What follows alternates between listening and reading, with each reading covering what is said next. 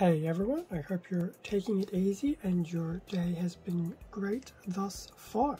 For this video we'll be going through a unboxing of the high grade 1 to 144 RX-78-2 Gundam, the Beyond Global version, and this was released by Bandai Spirits back in the year 2020.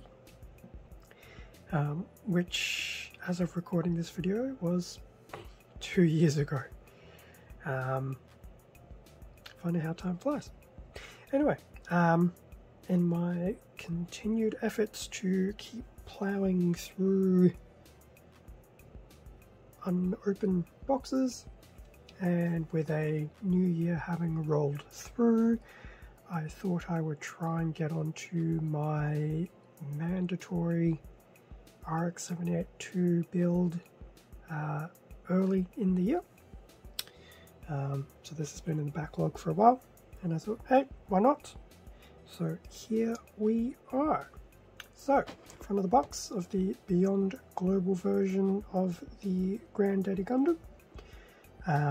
It actually looks like it will have some very nice colours to it, but we'll see how it goes. Interesting choice of how the box was designed. It feels different from the usual, just the way that they've done the lettering, and the fact that this probably was aligned to the 40th anniversary, give or take a year or two. So looking around the box, so we've got different poses that this particular Beyond Global kit can do. The front, the back, a bit more of its posing, and some highlights of where these joints are doing their thing, which would be good. So some of this looks quite fascinating. Top of the box, so at least the more interesting part of the box. So once again, just commentary about the different posing that the kit can do, especially various poses reminiscent of the original RX-78 from the anime. And in terms of the other sides of the box, just your usual stuff. So that was the outside of the box. More to the point to the top lid, because there's very rarely anything on the bottom. Crack that open, and we have 1, 2, 3, 4, 5 bags of runners and a instruction manual. So I will crack open these bags and we'll have a look at what is inside. Okay, so with the runners all out of the bags and the manual out of the box, so we have what was I trying to say there? So pretty much a copy of what we saw on the front of the box, with that interesting style of the lettering. And then on the back, some information about the RX-78-2. Its weaponry, so beam rifle, saber, and shield, and then some history of the 144 line for the RX-78, stretching all the way back to 1980 through to 2020, so it was indeed a 40-year period. Yeah, so I'll have to say my first real proper experience with the RX Granddaddy was probably around the 2015 Revive. I do have the real grade. It will be done at some point in time, but yes, backlog. We do have a color guide at the very bottom. So it's an interesting color scheme in that has that weird I was going to say charcoal.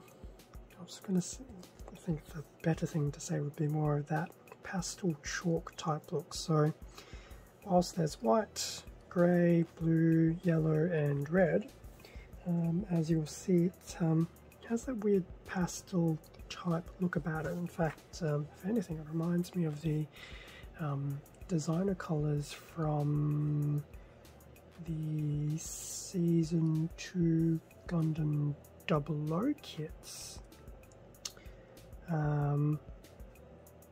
More on the 1/100, although there was the 1-144 00 Riser.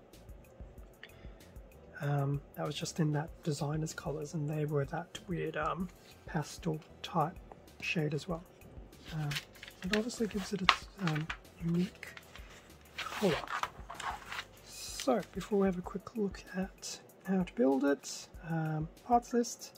So 1, 2, 3, 4, 5, 6, 7, 8, 9, 10 runners and a very small sticker sheet. I will admit, when I was taking the runners out, I was surprised how a lot of them being the bags, were almost custom fit for the runners themselves, as opposed to having small runners in a giant bag. But yeah, that was kind of cool. Anyway, looking through the build, fairly straightforward, starting with the body. The head will be interesting in the sense that that's a huge chunk of head already done right there. The arms, and attaching them to the torso, so there's some interesting mechanisms for that. There's an actual movement check, which is pretty cool. Build the waist, do the feet, the right leg, left leg, and then obviously attach the legs to the waist and the waist to the upper body. And as we move these colour pages, so we have another movement check, and then going through the weapons, so shield, beam rifle, beam saber's pretty easy since it's just the one piece, and different orientations for the shield and how it can be held. So a pretty stock standard set of instructions there, but I do like how there's some of these extra checks to make sure the articulation is there. So that was the instructions. Quick look at the single sticker sheet. Literally one sticker, and that is just for your camera eye lenses. Pretty cool. Always good to see when there's just the one. Looking at the runners, so here is the A runner, multicolor, the blue, the yellow and the white. The white, I dare say, it feels like it's more of an ivory look, but I will say it's consistent for all the colours. It has that, as I said, that weird pastel type feel about it. That's pretty cool. Unusually small A runner actually.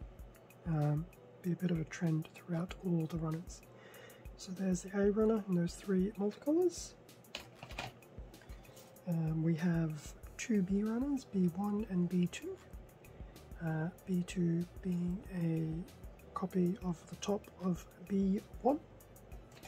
So it's in that ivory white.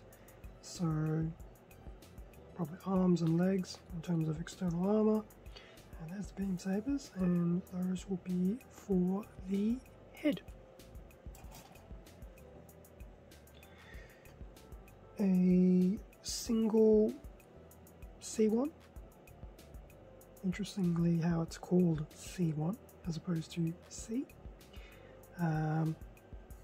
Your manipulators and your beam rifle, basically, and that's in grey.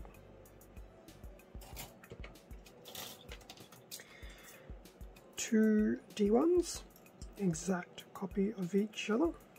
So putting one away, once again just more external armor, nice detailing in the knee here, and once again that's in that ivory white.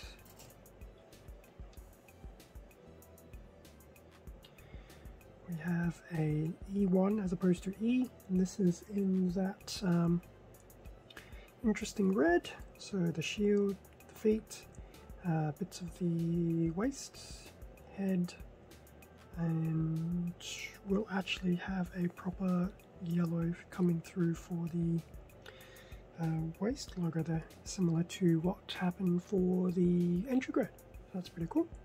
And the detailing on the feet, base of the feet, is actually quite nice as well. So that'll be excellent for some panel lining opportunities. We have F1 and F2 in grey, F2 being a copy of majority of the top of F1. So this will be for some of your inner joints, so up here, given it was a copy, probably bits related to the arms and the legs.